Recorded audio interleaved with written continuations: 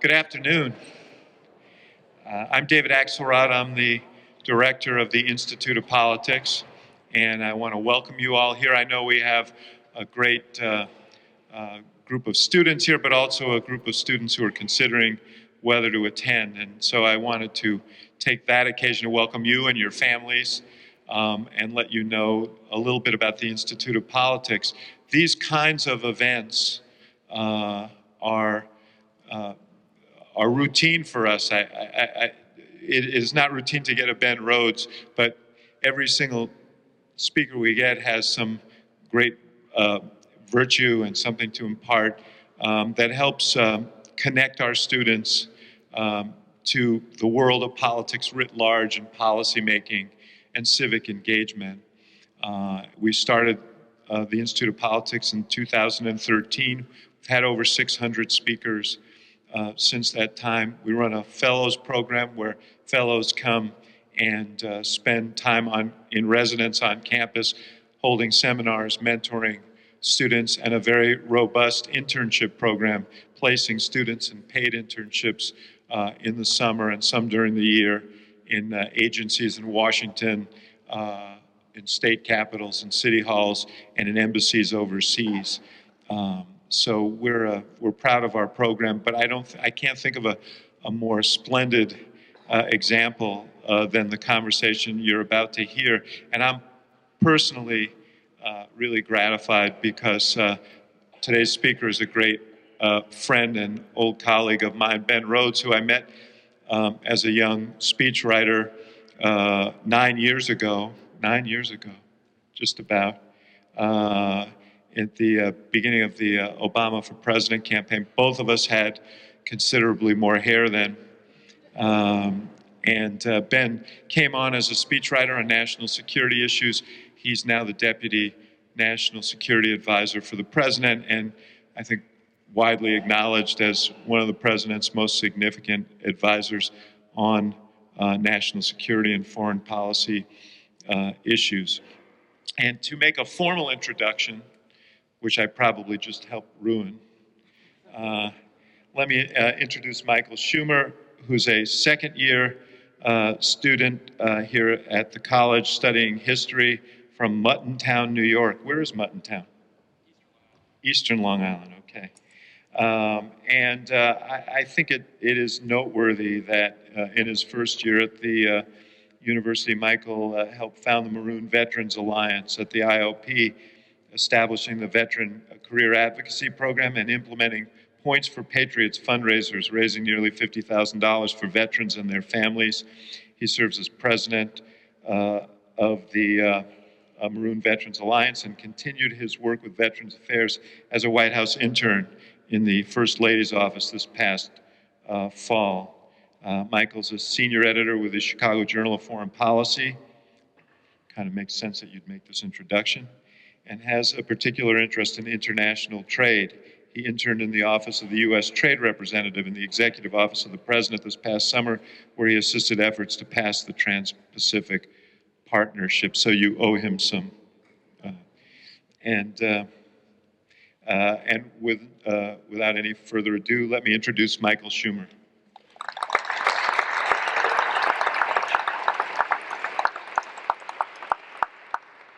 Good afternoon, everyone. Thank you, Mr. Axelrod, for that very kind introduction. I'm very excited to be with you all here today, and welcome prospective students. It is a tremendous honor to introduce Mr. Ben Rhodes, the Assistant to the President and Deputy National Security Advisor for Strategic Communications and Speechwriting at the White House. Mr. Rhodes was born and raised in New York City, later receiving his undergraduate degree from Rice University and his master's degree from New York University. During his academic studies, Mr. Rhodes concentrated on creative writing, English, and political science. Mr. Rhodes began his political career working as special assistant to former Congressman and director of the Wilson Center, Lee Hamilton. In this role, Mr. Rhodes helped draft the Iraq Group report. Mr. Rhodes worked on the recommendations of the White House of the 9/11 Commission and later co-authored, without precedent, the inside story of the 9/11 Commission. After working as a speechwriter on President Obama's 2008 campaign, He later became an integral member of the White House team. According to White House Chief of Staff, Mr. Dennis McDonough, Mr. Rhodes simply cares about people and is very realistic. Please join me in welcoming Ms. Alicia Sams, Director of the IOP Speaker Series, who will be leading the discussion, as well as our distinguished guest today, Mr. Ben Rhodes.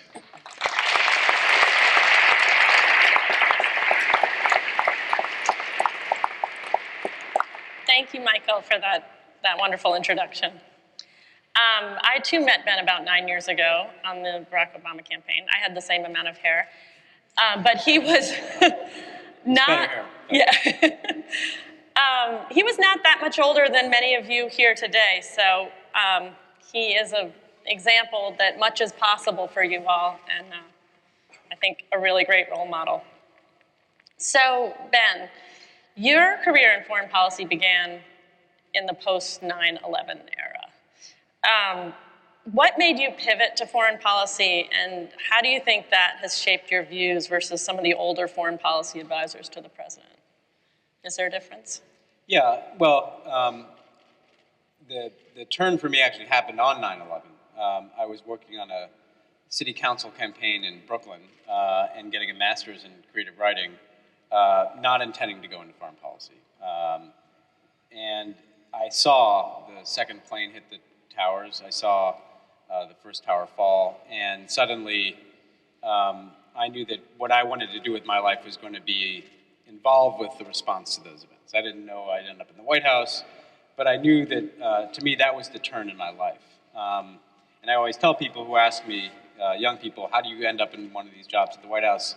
I think the best plan is to not have a plan, because if you follow your interests, you're more likely to get there. So 9/11 changed the trajectory of my career, brought me down to Washington, and that ended up leading to Barack Obama. In terms of how that may lead me to have a different view of things, I actually think of myself less as a post-9/11 person and more of a post-Iraq War person. Because what I saw as a young person is that the older people got it completely wrong in the response to 9/11. And they took us into a war in Iraq that had nothing to do with the events of 9/11 and had profound consequences for the United States. And so that, I think, has shaped my perspective more than 9/11 itself, although that is all part of the post-9/11 story. And in what ways? Is it more of a interest in diplomacy versus? Yeah, I think it's a number of things. I mean, one is a realization that the United States can't just simply rely on its military power to achieve outcomes in the world. Second, that there are enormous unintended consequences to the things we do around the world, and we have to think those through before we do things, certainly military actions.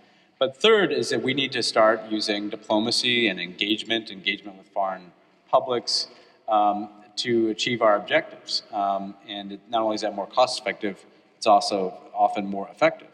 And that there's a kind of almost an instinctive momentum in foreign policy debates in Washington that lead you to military action.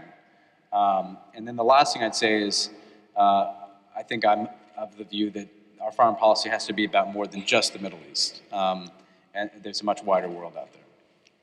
We'll move on to that in a second, but just to go back to the Middle East for a moment, an awful lot has happened in the world in the past 7 years that you've been in the White House, and it's complicated and it's nuanced, and in your dual role as an advisor and speechwriter, it has often fallen to you to help the president communicate not just his vision of foreign policy moving forward, but also speak to the nation when there are unexpected events and times of great stress. So I think there's kind of a great example of how you've balanced your two roles with the bin Laden planning and execution of the bin Laden raid. And I wondered if you could tell the story of sort of the before, during, and after of that evening and your role and how you had to prepare remarks. So what was unique about, well, there's a lot that was unique about that whole situation, but we had this intelligence on the bin Laden compound, and different people were kind of brought into the process at different times because it was kept very tight. I was brought in, a few weeks before the raid, and starting to attend these meetings, and just the weight of this decision was very evident to me, because essentially President Obama was being asked to decide whether to send ground forces deep into another country without knowing for certain that bin Laden was there, without knowing what the response would be when these troops got there. I mean, it was a huge risk. And I was asked to prepare the messaging, the kind of points that we would use publicly for different scenarios. A successful outcome, an outcome in which we went there and bin Laden wasn't there, or a tragic outcome if we lost service members. And so we had to prepare all of these different documents and Q's and A's, because we knew that as soon as this would become public, the whole world would be clamoring for answers. Now, I thought about drafting the president's remarks for those different scenarios, but I started to do that, and I felt like I was going to jinx it. Writing the remarks for getting bin Laden felt like not the right thing to do. So that day, we're in the Situation Room all day, and there are all of these, pieces of the drama, because even after we get bin Laden, we are waiting with bated breath for our troops to get out of Pakistan, and then we were kind of waiting for the reports of confirmation that it was indeed bin Laden. But then also we had to call the Pakistanis and notify them that this had happened. And so I was kind of involved in all of those conversations and meetings. And then the president was coming in and out, and then he's in, and we had assurance that it was indeed bin Laden. We did some testing that confirmed it was him. And so the president said, well, we should go out tonight and notify the nation, because this was starting to leak, because, a helicopter landed in the middle of a foreign country and took away somebody. So he said, can we notify the networks, get time? And I said, well, there's no speech. And so, we had to draft the remarks that he delivered to the nation in like an hour. And in fact, he was late, and people always ask, well, why was the president late? It's because we were furiously writing the remarks that he would give. Had you written the remarks for if it didn't go well, or? No, that's something I definitely didn't want to do. Although we did do the questions and answers, of if it didn't go well, and I have that somewhere stashed away, and I'm glad that we never had to use it. And having you yourself watched the Twin Towers fall from Brooklyn, how did that, and you're a native New Yorker, how did that make you feel? And is it hard to sometimes separate your own emotions from what you're trying to help the president communicate? You can usually separate your own emotions, but I couldn't in that regard. I got to know a bunch of the 9/11 families because of my work on the 9/11 Commission. And what was interesting is that's who I was thinking of as I was writing the remarks. And I started the remarks with something about the family members, because that was on my mind. And then I remember I was walking home that night.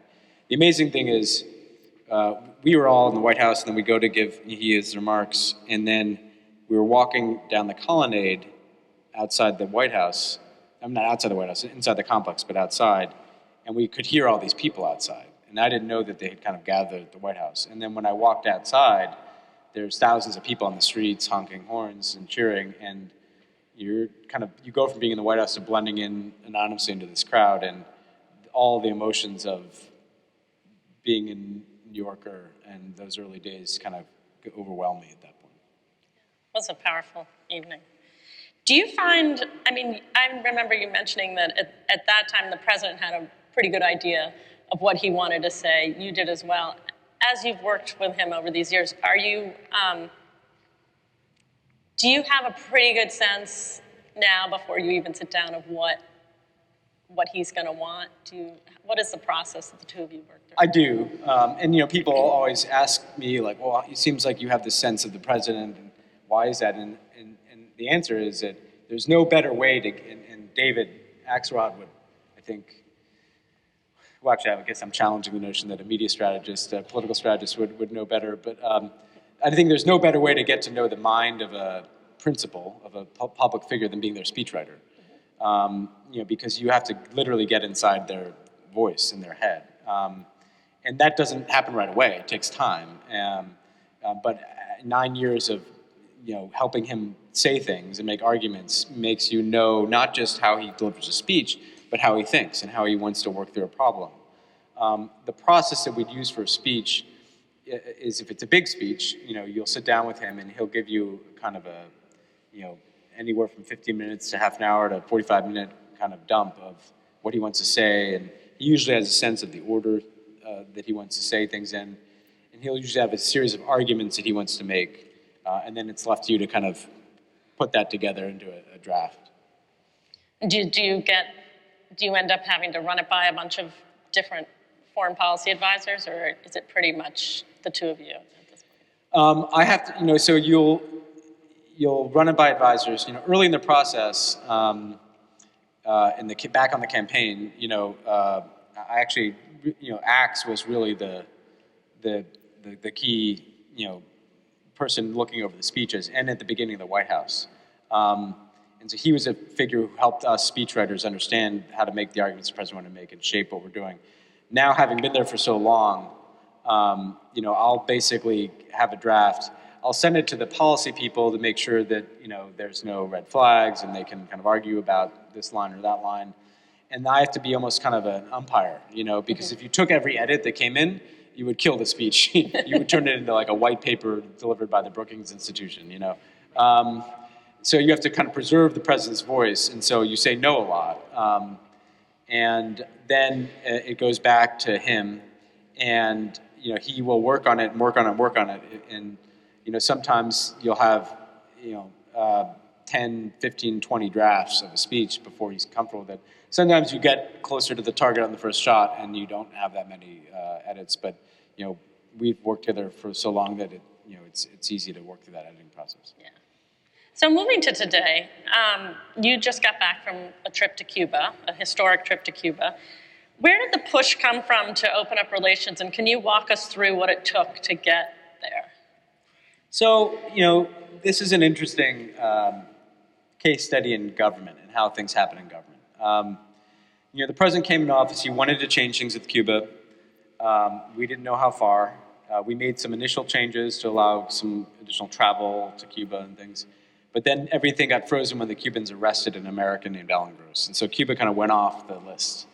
And what's interesting about this is that you would never normally, there's not a natural reason that would pull you back to Cuba.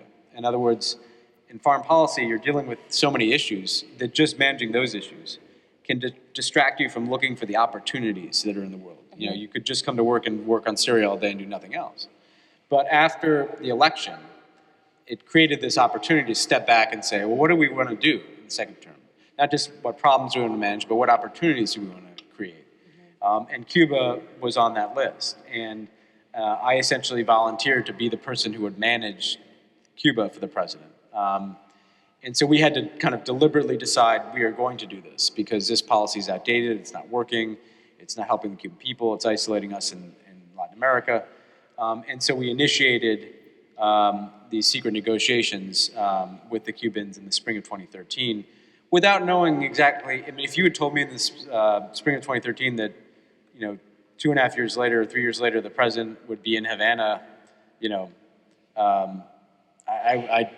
that would have exceeded my expectations. So it ended up being something where we were able to get farther than I think we even anticipated. And you were there when he made that first call to President Castro. What was that like? So what was interesting about it is we had been in these negotiations with the Cubans for so long, and the Cubans are very painstaking in their attention to detail. So we talked about the call, and we talked about what they were going to talk about in the call, and we talked about how long the call would be and who would be in the room during the call. And so it felt very choreographed, but the moment that the president got on the phone with Raul Castro, like the enormity of a U.S. president speaking on the phone to a Cuban president kind of made that all go away. And you're sitting there and you can't, it's hard to get your mind around the history because it's so, the Cuban Missile Crisis and the Bay of Pigs and, boat lifts and assassination attempts and just everything between the two countries kind of hits you when they're talking like that. And it was still secret that was the day before we made the announcement. And so we were also sitting thinking, like, everybody's mind is going to be blown tomorrow. And what was the trip like? Like, what were sort of the takeaways for you from the trip? The trip was remarkable, and that too exceeded my expectations. I mean, I think the main takeaways were, for me, are just how much the Cuban people are just hungry for this relationship with the United States. And, we would, I think in Cuba nobody's entirely sure what they can do politically sometimes. And so the first kind of motorcade route in, I sensed some reluctance. There weren't that many people out. But then the next one and everyone after that, the streets were just lined with people. And they were so excited. And just seeing those images of ordinary Cubans, to me, was the most powerful part of the trip. And just getting the sense of the energy down there and the just desire for things to improve with the United States and in their own lives, was a truly remarkable thing. And then there are all these other, moments. I remember I'm sitting in the baseball game at the end of this trip, and I'm sitting in a seat, and Derek Jeter and Rachel Robinson, Jackie Robinson's widow, are talking to President Obama, like kind of over me. And then I look over and Raul Castro is talking to Malia Obama. And I'm thinking to myself, how has everything I've done in my life led me to this exact place at this exact time? Because that's, just it was just kind of a out-of-body experience almost, Yeah, well, like you said, you can't, if you'd planned it, you never would have gotten we couldn't there. have planned that, yeah. And then, the president gave a quite powerful speech, and Fidel Castro writes a response. What do you make of his, "We do not need this empire to give us anything"? What I make of that is that, well, first of all, if Fidel Castro gave a glowing review of the speech, we'd probably have a problem. But, what I make of that is that there's serious debates and differences of opinion inside of Cuba about what's happening. There are people who are more reluctant to have things change. There are people who desperately want to have things change. There are people who want, and I would put Raul Castro in this category, things to change, but at a certain pace and in a certain way. I think the overwhelming majority of Cubans, though, want this. There was one poll done that said 97% of Cubans want to normalize relations with the United States. And that hunger for the future is what the president talked about. And the president, his speech was about the future. Fidel was focused on the past. And I think, we're in the right space if we're talking to people about where things are going. But look, we also acknowledge, the history is complicated here for everybody.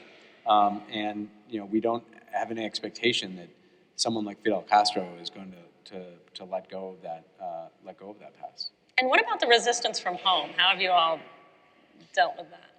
What we dealt with it by just going forward and just kind of not, and this is a lesson I've learned in politics and government. If you stop to let your critics catch up to you, you're not going to get to where you want to go. We wouldn't have had an Iran deal if we kind of stopped and negotiated with our critics, And the same thing is true in Cuba. If we kind of, trimmed our sails and only did half measures because we wanted to try to split the baby, we wouldn't be accomplishing things.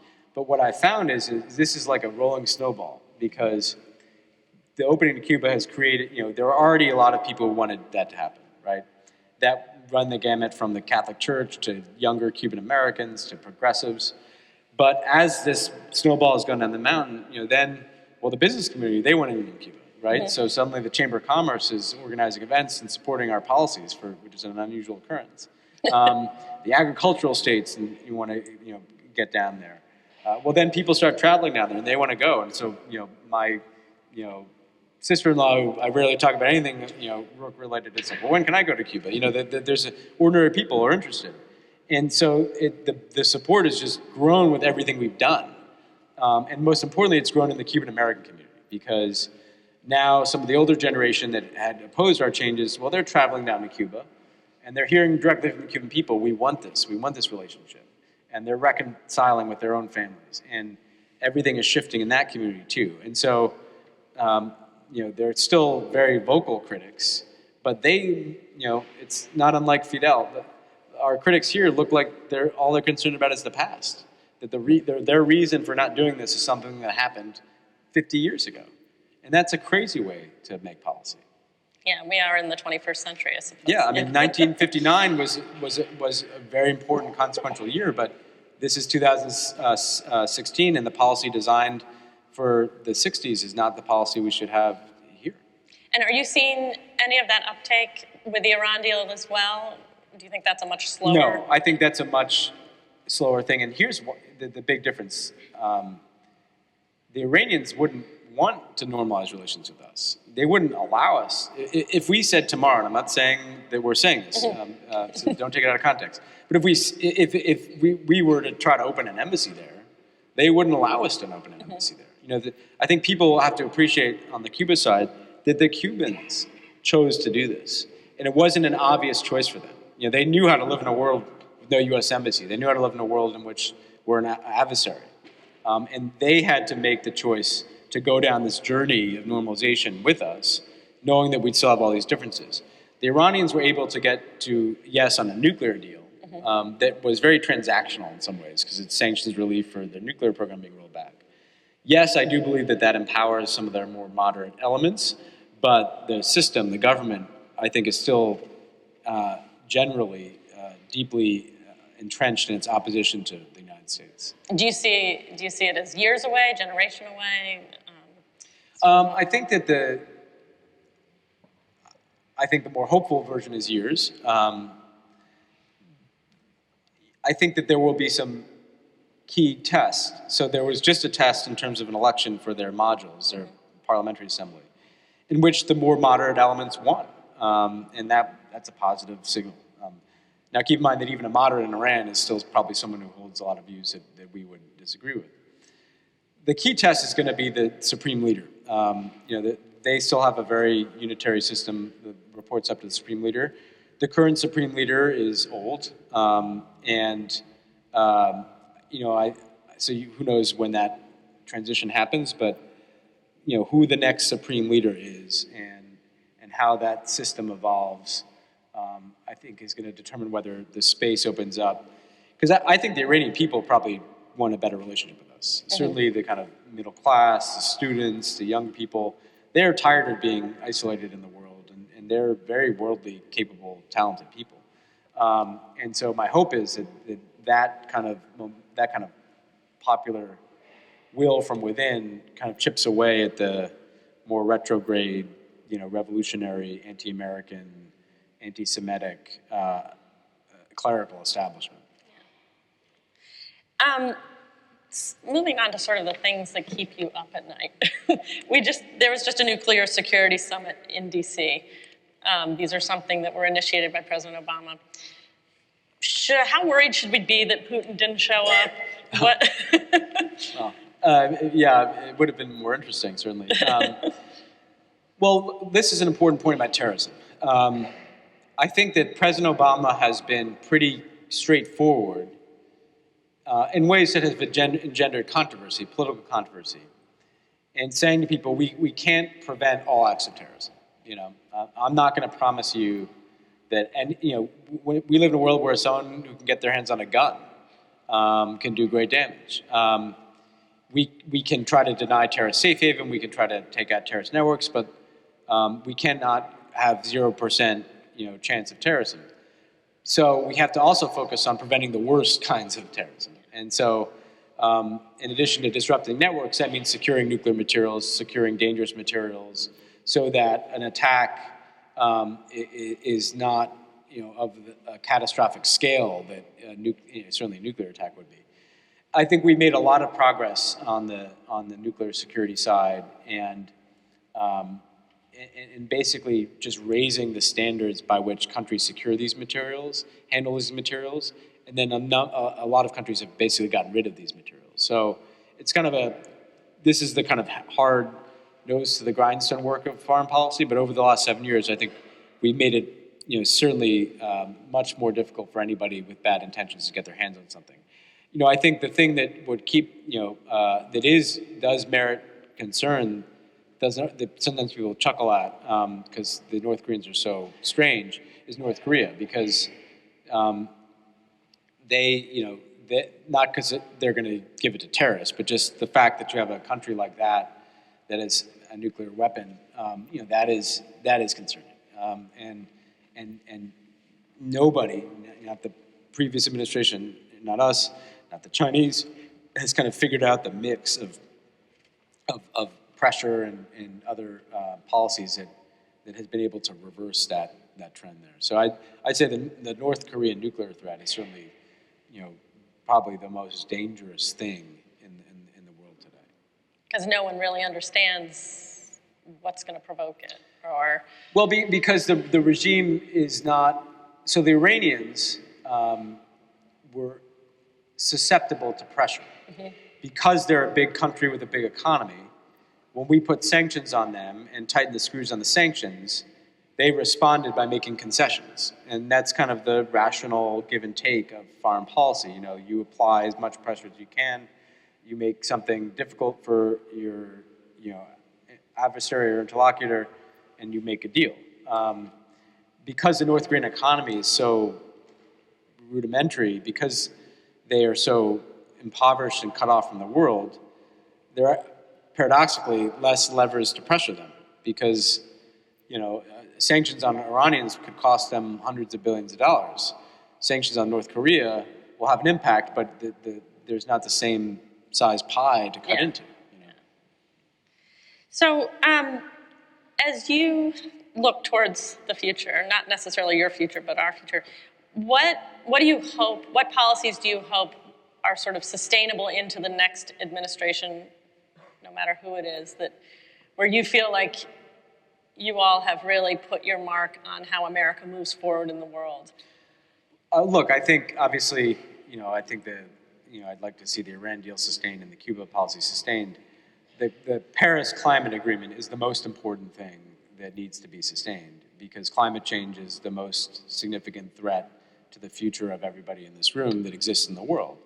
And we have done, talk about 7 years of work.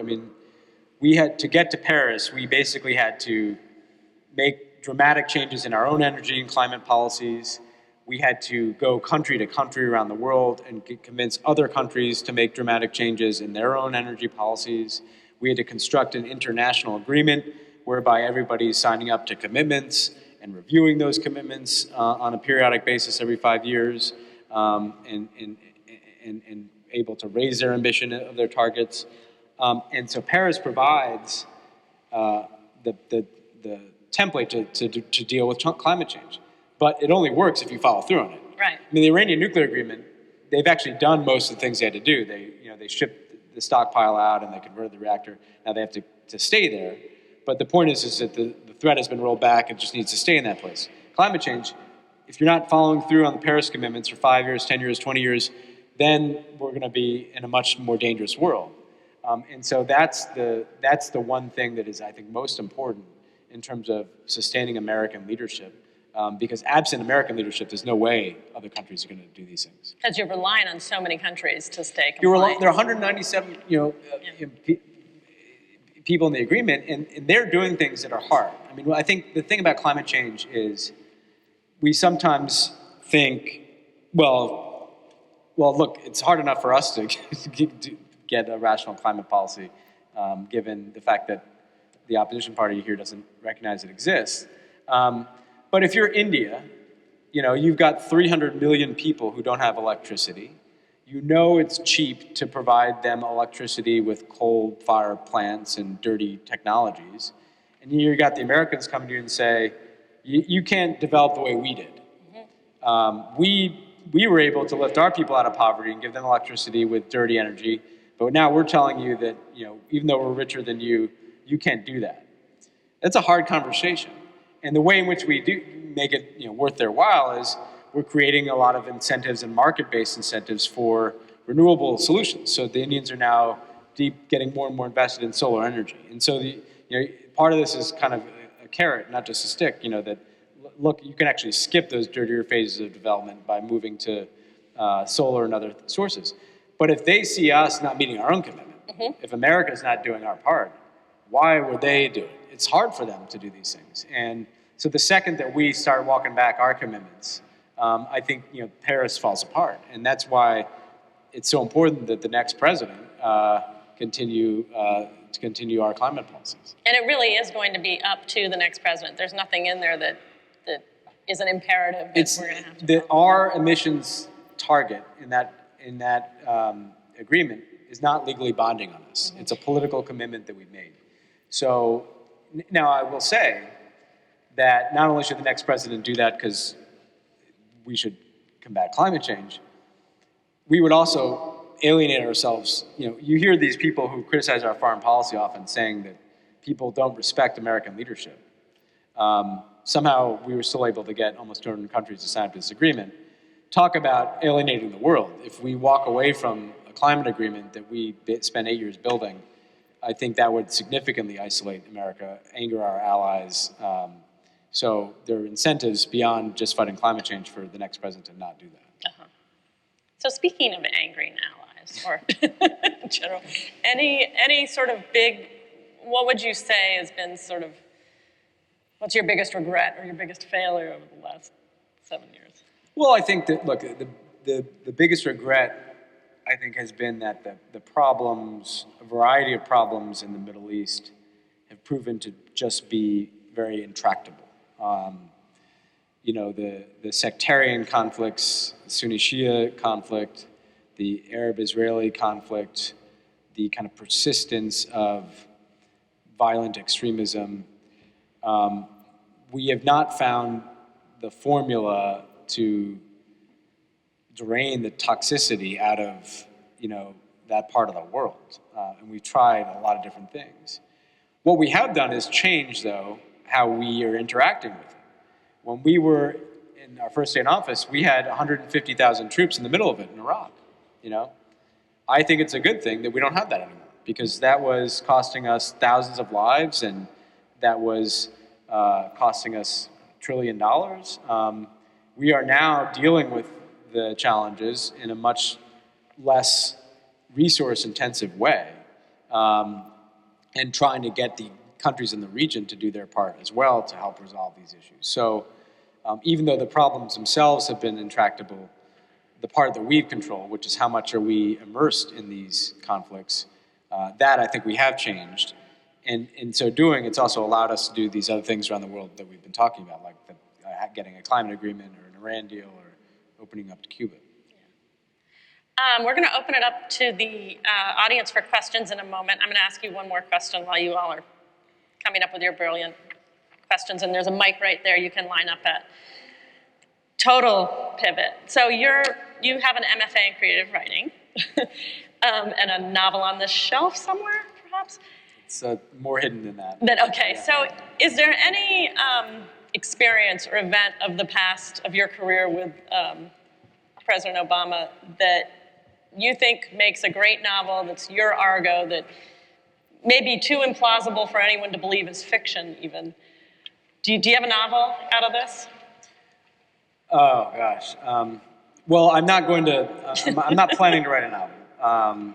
I'll probably write something that's nonfiction, but Cuba as a subject lends itself to endless, we were planning to go to Cuba, and this people that come out of the woodwork, I got an email from Ernest Hemingway's grandsons asking if they could come on the trip, We found out that Jackie Robinson played on the field where the baseball game was to come, so we brought his widow. I met these Cuban Americans with these just amazing stories of they lost everything and then they just went back for the first time, and a woman recognized them on the street and brought her into their house and had baby pictures. There's a novel in every house in Cuba. There's something about that place that just lends itself to intrigue and intensity of emotion and experience. So I think my own interactions with Cuba would fill a lot of books, including novels. Was that really surprising to you, or did you sort of expect? It's been such a place of this. I think everybody who goes to work on Cuba kind of catches this bug. The place is so alluring and so crazy, and so, crazy in terms of the amount of history that's taken place on what is a relatively small, country. And it did surprise me how much I became just kind of consumed with this as the issue that I spend the most time on in many ways. I also feel like that I was interested with the Cuban American community and the Cubans on the island. I sometimes feel like a guest at a dinner table where there's a family argument taking place, because you learning about Cuba means you have to learn about Miami, not just Cuba. I've learned as much about Cuba by learning about Miami, and so that too was an interesting experience.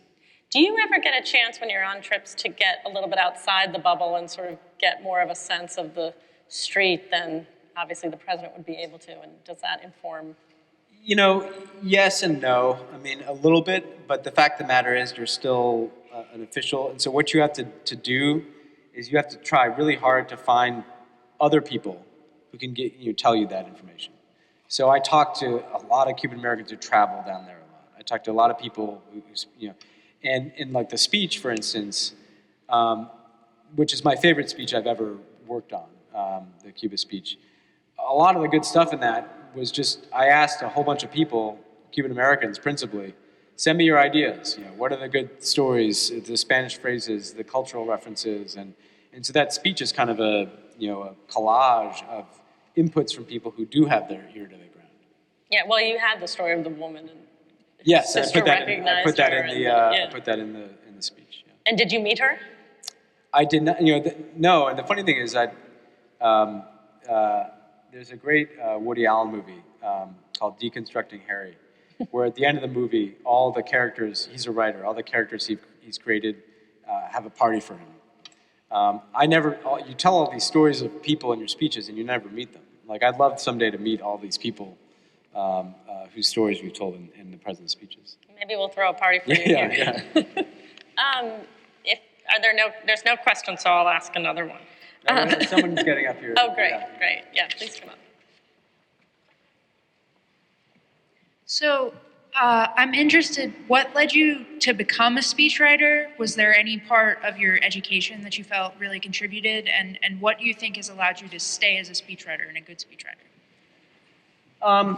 You don't really set out to become a speechwriter, I've noticed. And so what happened with me is I wanted to get into international affairs and I wanted to get into writing. And I was actually interviewing for different jobs with like magazines in journalism. And somebody finally just said to me, if you want to learn how to write and learn how to work on international affairs, you should be a speechwriter. Because that way, instead of kind of being a junior staffer at a magazine, you're actually going to have to write and translate ideas into words on foreign policy. That's what I did. In order to be a good speechwriter for President Obama, I remember when I went to work for him, I read every word he said. I read transcripts of his interviews. Thankfully, he's written very revealing books, which I literally would plagiarize the books. I'd use lines from Dreams from My Father in speeches, and just try to get inside of his head. And that's really important, because a well-written speech that is not well-written for the person delivering it is not a good speech. You have to write to the person's voice that you're working for. And that, to me, is the most important advice I can give people about speech writing is don't just write a well-written essay that is then read aloud. Write a speech for either yourself or the person delivering it that communicates something that only they can communicate. Because that's what is going to appear authentic to an audience. So over on my flight here, I was tuning in on the flight to different news channels, and I saw the video of the Russian fighters buzzing a U.S. Warship. So I'm sure you've had a lot of experience in terms of reacting to different Russian actions across the world, from the Ukraine to Syria. How do you see, through your experience, what you've heard and what you can tell us, how do you see the future of our relationship with Russia? Or what do we need to do? Yeah. So, that incident itself is emblematic of essentially Russia, a few years ago when President Putin came back into office, clearly decided that they were going to push back against what they perceived as American pressure and encroachment. And the event that really, put that into focus was Ukraine, because they had always kind of called the shots there. They had always kind of pulled the strings there. And when the government was removed in response to widespread popular protests, they saw our hidden hand. They thought that, or at least they said that. And I think they actually probably truly believed that, we somehow had something to do with that, and that's right on their border. And so suddenly you started to see much more provocative actions. And that manifests itself, obviously, most intensely in their annexation of Crimea, but also in just kind of some day-to-day things like this. And so they're kind of lashing out to assert themselves. They're doing it from a position of weakness. The Russian economy is in tatters, in part because of sanctions, but also in part because they're so reliant on oil and gas. Their population is getting older. The types of things that make nations succeed in the 21st century, innovation and an information and knowledge-driven economy, they don't have those elements. So they're asserting themselves through military actions and kind of essentially chest thumping from a position of wanting to show that they're still important. In terms of the future, the US actually, it's much easier to solve problems in the world if we're able to work with Russia. So the Iran deal wouldn't have happened if we weren't able to work with Russia on that. Syria would be much easier. When we wanted to get chemical weapons out of Syria, we were able to do that pretty quickly when Russia worked with us. If Russia actually worked with us to end the civil war there, we I think, would have a pretty good opportunity to do so. So we have an interest, frankly, in having the ability to have some constructive relationship with them. But we also, at the same time, have to show them that if they cross certain lines, that there are consequences. And that's why there's sanctions on them for what they're doing in Ukraine. They have to see, that's why they're no longer in the G8. That they have to see that, we don't have to agree about everything, but if they cross a certain line, that there's going to be a consequence. And I think that that's what the future is going to look like. We're going to be trying to find, individual areas where we can work with them, and at the same time, manage the differences so that it's one thing if they buzz, it's not a good thing, but it's one thing if they buzz a ship, it's another if they violate the sovereignty of Ukraine. That's going to invite a very serious response. And so that process will play out, and my hope is that they have enough incentive to change their behavior so that their economy can improve and their situation can improve, that they have an evolution over time into being more constructive, as they were in our first term when they were a very constructive partner. Hi. So one of the things that Obama administration gets a lot of flack for, or at least recently, has been the perceived downplaying of the threat of ISIS and actors like that. And I thought it was really interesting in the recent Atlantic article that chronicled his foreign policy that, I can't remember if he said it directly or the article sort of intuited that he has an appreciation for the resilience of the Israeli people as it pertains to terrorist threats, and sort of a desire to see that kind of resilience in the American people that so far is not really manifest. Like if you look at polls and what people are really worried about, they're still really worried about ISIS despite, pretty minimal on the ground actions. And I was wondering, it seems like in some of his recent speeches, he's kind of come out as saying, maybe that's a failure on his part of not communicating well of what the real threats are to the American people. And so as one of his main speechwriters, how do you think about that in communicating the threat of terrorism in the United States, given things like 9/11, clearly people still have that in their mind, but there haven't been that many terrorist attacks, and it's still this very real fear. So as a communications strategist in the White House, what are some of the thoughts that go into getting the American people to not be as afraid as they are? So it's a really good question. First of all, we have to walk a very careful line wherein the president wants people to be resilient, and he wants to demonstrate that we will not be essentially changed by the threat of terrorism. But he also has to show how seriously he's taking the threat. In order for people to be resilient, they need to know that somebody's on top of this. If it's easier to get people to be resilient if they know that the government is doing everything they can. We're taking out terrorist networks. So that's the balance you want. You have to sufficiently demonstrate that you're taking the threat seriously to create the space where you can say that, but even as we're doing this, You can't prevent every possible attack. The American people are very resilient about gun violence. And frankly, the American people are pretty resilient about terrorism. I mean, I'm a New Yorker. New York was incredibly resilient after the biggest attack ever. In some respects, our political media culture is less resilient. That's where a lot of the hyperbole takes place. But it has a consequence, and let me give you 2 examples.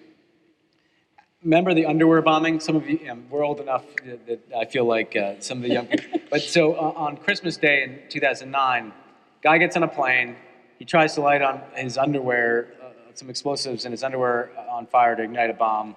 He succeeds only in lighting his underwear on fire. Nobody's hurt. The plane lands, he's taken off the plane and arrested. The next day, there was no claim of responsibility for that attack by a terrorist organization. And there was no coverage of it really on places like Al Jazeera. Then American politics and cable news spun up about it. And for days you had people saying this was horrific and how could this happen, and yelling at the president.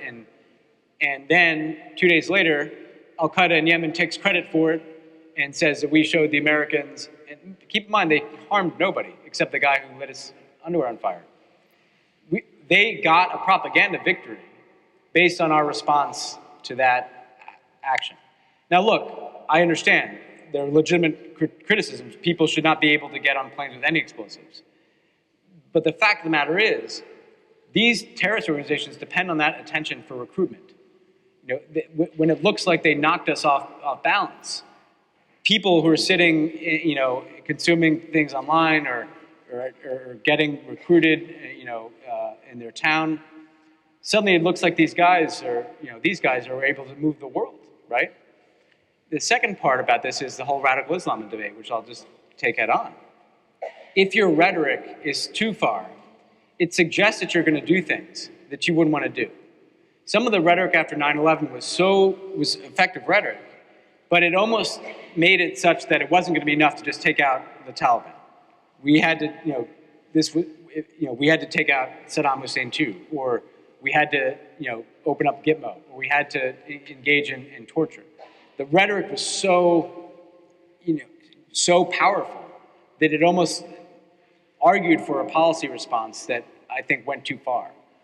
And radical Islam, we keep getting this, why don't you do this? Why don't you call it radical Islam? And we keep saying because it's not Islam, it's about a group of people who perverted Islam. You are seeing in this presidential campaign the consequence of that rhetorical approach. Because look at the policies that are suggested by the people who say we have to use this terminology.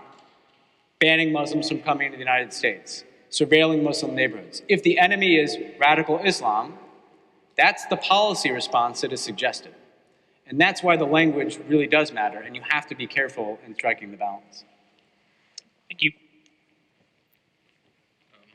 So this question's not about a specific issue like the others, but I was wondering, what advice do you have for a college student who's looking to enter a foreign policy career? Yeah, it's a good question. I would say a number of things. First of all, there is no path. I think people often think there's like a formula. Like I get my degree, I get this internship, and maybe I do this for 2 years, and then I go to grad school, and then I'll get a job. That might work, but there's not like a pathway into the good jobs. What I would advise people are number one, do something that you're really interested in, because you'll be better at it if you're interested in it. So you maybe don't take the best looking job out of college, but take the job. Barack Obama took a job as a community organizer. He could have gotten a better job than that, but that was interesting to him, and that led him in a certain direction. So the first point is do something that interests you, because you'll be good at things that interest you. The second point is look for mentors. Mentors make enormous differences in your careers. If you work on something you're interested in, like you'll do better at it. If you like the person and respect the person you work for, you'll learn a lot from that person. And then that person will ultimately be a gateway for you to other places, because most good jobs in politics, at least, are all relationship driven. Somebody knows somebody who needs somebody to do something, And I benefited from having good mentors in my career, and that opened up everything for me. And then the third thing I'd say is you have to have the willingness to, at some point, take some risk. I took 2 risks in my career that made all the difference. One is I just decided to move down to Washington where I didn't know anybody to be a speechwriter because it felt like the right thing to do. It would have been a lot easier for me, given where I was when I was 24, to just kind of stay in New York and live in Brooklyn and have a good time. But that opened up a lot of doors. And the second risk was, I had a pretty good job. I was 29 at the Wilson Center, had just done these things, the Iraq Study Group and the 9/11 Commission. I could have just waited for a new president to get elected and tried to get a job with my credentials. But I took the risk of moving out to Chicago to work for Barack Obama. And when I did, by the way, all the scuttlebutt was, you're going to be blacklisted. When Hillary Clinton's president, they'll never hire you, But, I wanted to work for Barack Obama, and that is why I got this opportunity. So those 3 things, I think, do something that interests you, look for a mentor, and be willing to take a risk will help you in whatever you do. It's good advice. I have 2 questions which are sort of tied together. So first, you mentioned that you described yourself as a post-Iraq War person, said that the failures of the Iraq War sort of changed your outlook on the effectiveness of U.S. military action in the Middle East. Could you describe the situation on the ground in Syria and Iraq a little bit, especially in regards to the Islamic State, and what you believe the most effective U.S. foreign policy action in the region could be? And the second is, and this is just more for my own curiosity, did you write or maybe help to write Obama's controversial remarks describing the Islamic State as a JV team? And if so, how do you sort of justify those remarks? Well, that was in an interview, so there wasn't any prepared remarks for that. And in fact, what he was talking about was, broadly speaking, the ability to disaggregate the threats that different terrorist groups pose. Now, on the first question, first of all, I think you have to understand the interconnection between, what's happening in Syria didn't emerge in a vacuum. The line does draw back in some ways to the war in Iraq, right next door. ISIS is the same organization as what used to be called Al-Qaeda in Iraq. The reason they're now called the Islamic State is they wanted to rebrand themselves and they split from Al-Qaeda. But they are the same people, Al-Qaeda in Iraq. That organization didn't exist until the United States invaded Iraq. An insurgency was established. Within that insurgency, there emerged extremists who branded themselves as Al-Qaeda in Iraq. We took out a lot of them, but they perpetuated themselves. And then when the civil war in Syria began, they moved across that border and gained strength and were able to recruit from the pool of people who were fighting against Assad. So ISIS has its roots in 2 wars, the Syrian civil war and the Iraq war. That's the first point I make. So the point being is that this is deeply rooted. The second thing is sectarianism. The civil war in Iraq, while we were there, became very sectarian. It became a Sunni-Shia conflict in many ways. And what you're seeing in Syria is similarly, essentially, the extension of that sectarian conflict in another country, where you have an Alawite, Shia-aligned government that is a minority in the country fighting against a largely Sunni opposition that is the majority in the country. The point being is that the Syrian conflict and the Iraq war are actually much more interrelated than an analysis that says that this just began, ISIS just began after the war against Assad.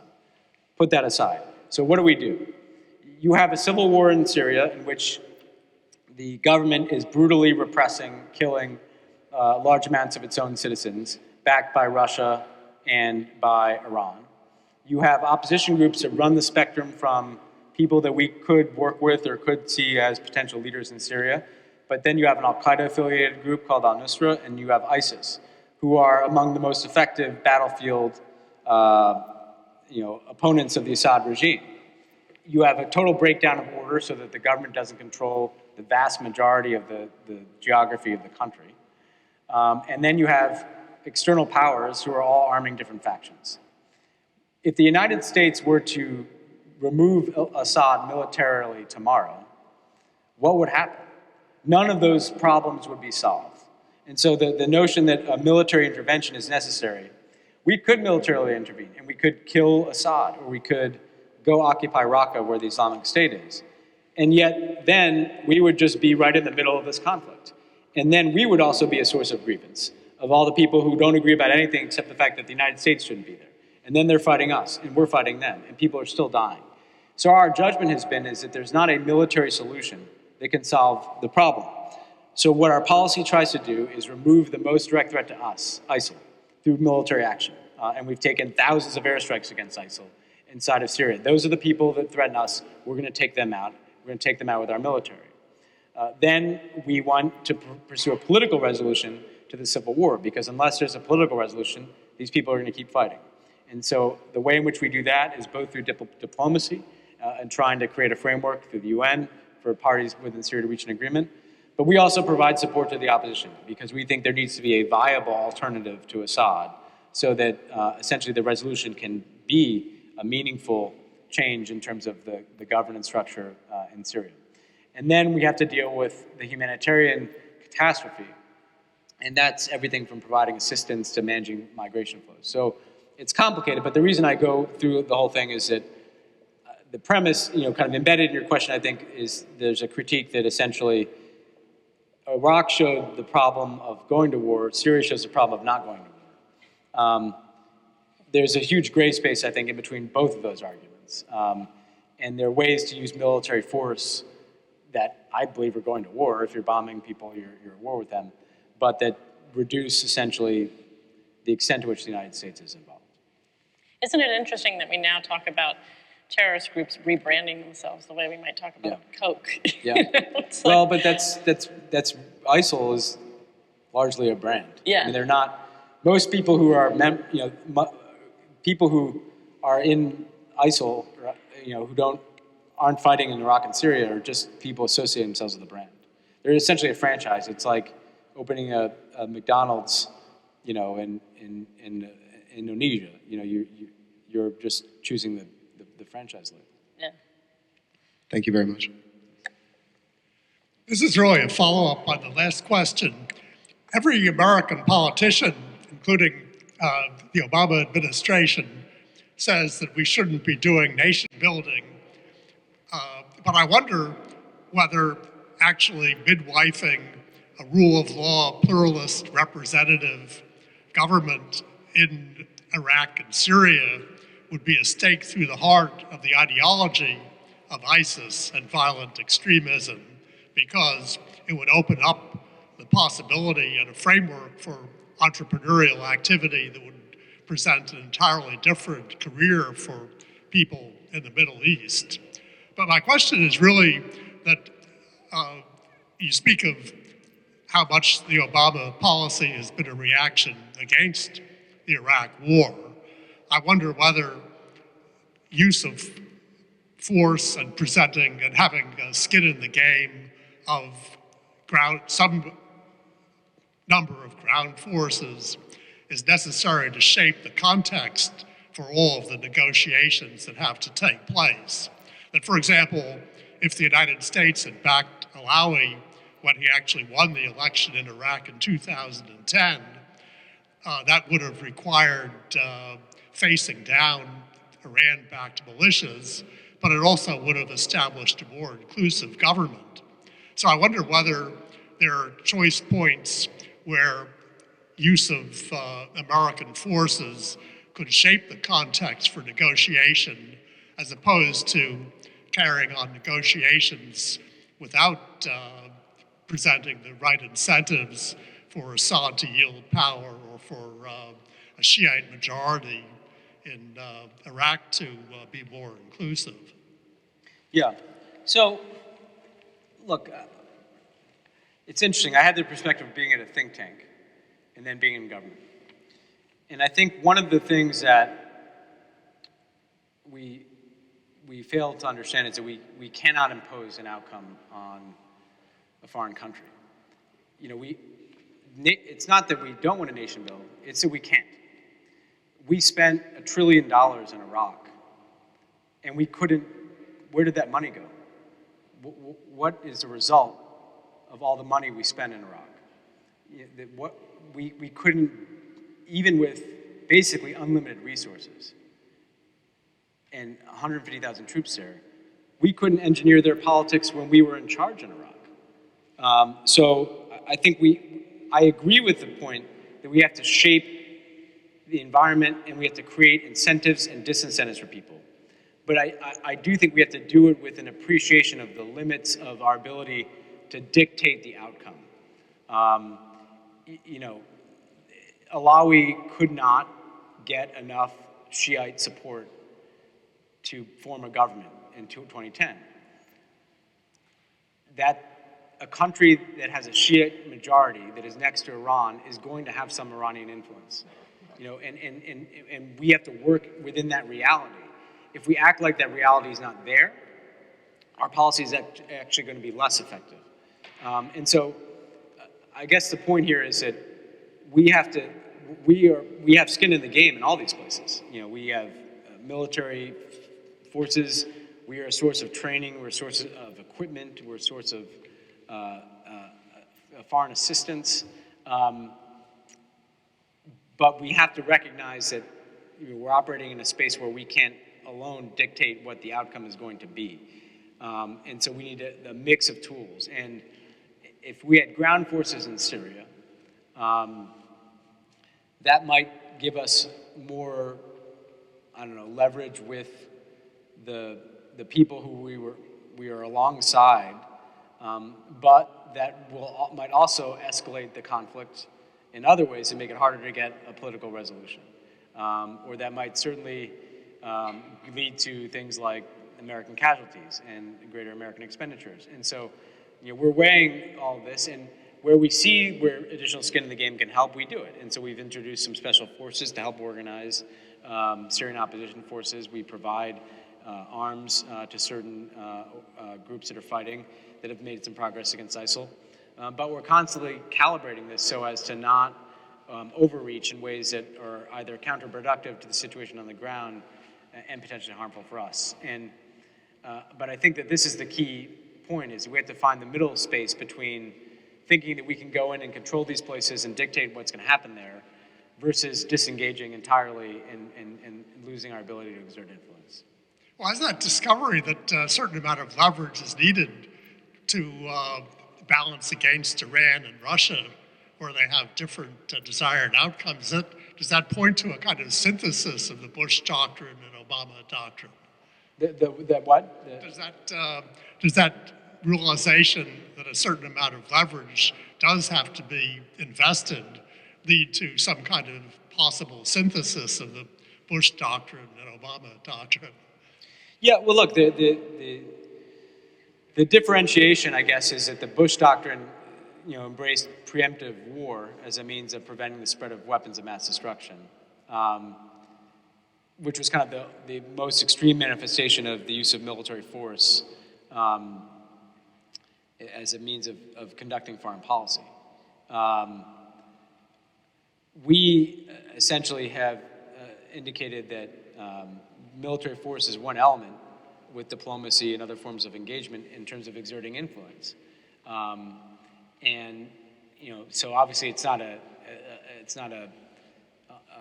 complete, renunciation of the use of our military or the role of the Middle East, but it is a different approach to how we see the world. Last question. Thank you for being here today, Mr. Rhodes. I have another Syria question, sorry. You spoke earlier today about one of the things you regret about the time in the White House is trying and failing to find a formula to drain the region of sectarianism, in a way, of the toxicity of sectarianism. And I'm wondering if that was the approach or the mindset of the administration towards the Syria conflict, how do you justify, or how does the president justify, from very early on, the policy of providing weapons and arms to a rebel movement that was almost completely Sunni, that openly coordinated with Al-Qaeda in Syria, that openly threatened and attacked minority communities like the Alawis and the Druzes and the Christians? How does that fit in with your trying to drain sectarianism out of the region rather than reinforcing it? Yeah. Well, first of all, I actually want to be broader than sectarianism. I mean, I think it's just the different factors fueling conflict. And that's everything from the Arab-Israeli conflict to sectarian conflicts, to the conflict of the role of Islam in politics. The big questions have been sources of violence and conflict rather than sources of, or rather than lending themselves to solutions in which people can bridge differences peacefully. And the clearest manifestation of that, which gets to your question, is that the Arab Spring, which could have been a moment when frustration with an established order that was corrupt and undemocratic opened up a space for nonviolent change.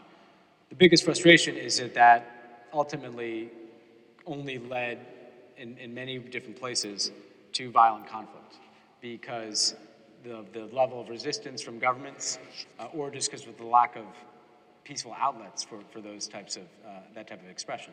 In terms of our policy vis-a-vis Assad, what we saw was a government that, it had some opportunities early in the protest to take a different approach, to have some conciliation with the opposition, to have some even incremental reform process. The protests actually at the beginning didn't even necessarily demand the ouster of Assad. Some of them did, some of them didn't. What we saw is them choosing to, different governments have decided to deal with the Arab Spring in different ways. They kind of went all in our view, in a violent response. And we saw them trying to literally crush this opposition, which only accelerated the opposition. It only made more people take to the streets, and it only made more people become violent.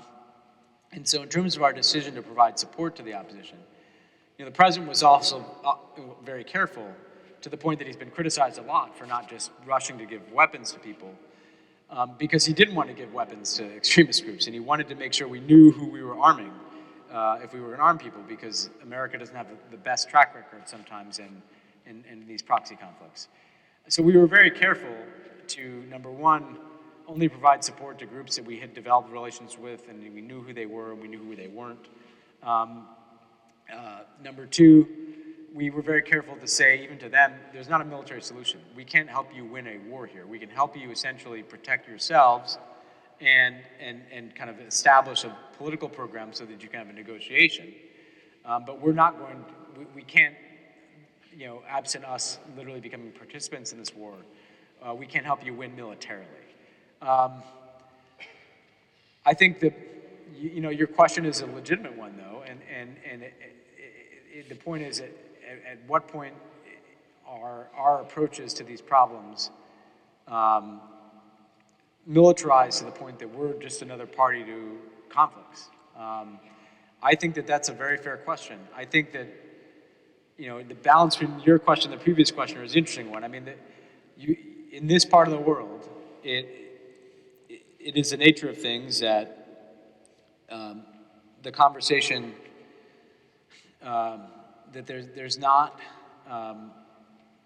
if you have Iran and Hezbollah and others who are militarizing their support for Assad, it makes it very difficult to allow for anyone who's not on their side to survive and express themselves. That's the theory that drives what we've done in supporting the opposition. And if we were to not provide that support, you'd have, essentially an even worse crisis, because there'd be no means by which these people could try to defend themselves and try to be an alternative to Assad. That's the approach we've taken. History. Do you think being an alternative to Assad is what they're accomplishing now? Is that what the opposition is doing? Are they being a legitimate alternative to Assad? I think that there needs to be that the conflict is so intense. There needs to be something that happens to signal that a page is being turned. And so people ask, well, why does Assad need to go? Why Assad? Why Assad need to go? I think that there has to be a psychological break to a new space. I think the government is going to have to remain any agreement is going to have to involve essentially the formation of almost a coalition government where you have the opposition, but you also have many elements of the current government, right, that are going to continue to be a part of the government, coming together into some authority under a new leader. But absent Assad leaving, he's become the face of so much brutality and hate. And the majority of that country is not Alawite and Christian and Druze. The large majority is Sunni. And they're just never going to accept that Assad is the leader.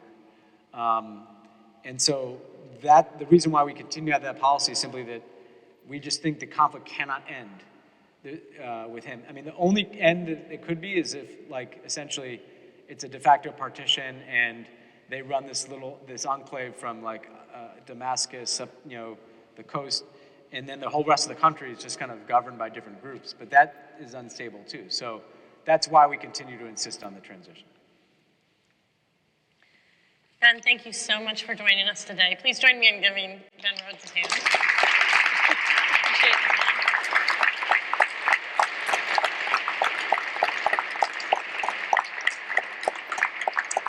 And we hope to see you all next week. Monday night, Arthur Brooks from AEI will be here. So He'll give you a different take. Yeah, we'll get a very different take. So we hope to see you soon. Thank you.